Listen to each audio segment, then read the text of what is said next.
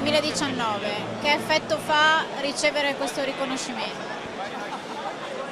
Bestiale, per un contadino forte. È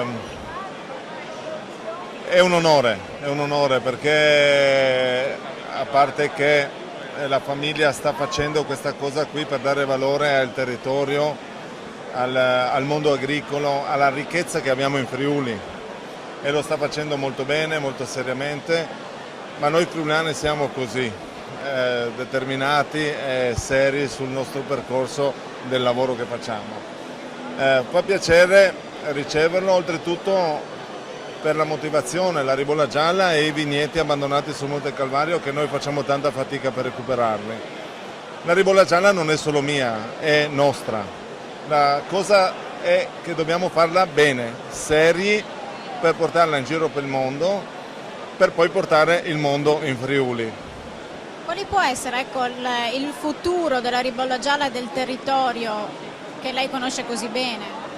Ma poi le scelte del futuro della ribolla gialla riguardano poi ogni casa alla sua mente e deve fare bene in casa sua per dimostrare che sta facendo bene.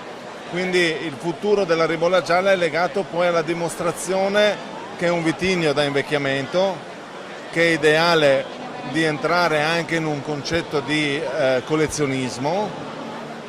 Se ce la facciamo arrivare a questa cosa qui, abbiamo vinto. Ripeto, io devo rispondere a casa mia, il mio vicino a casa sua. Le chiedo un'altra cosa, cosa può fare invece il territorio friulano per voi in più in questo momento storico, magari in cui è sempre più difficile, no, fare impresa?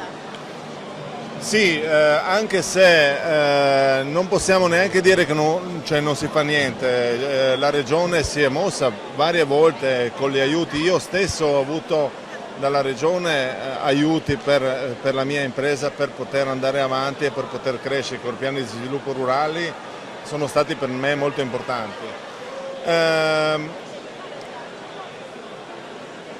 La semplificazione.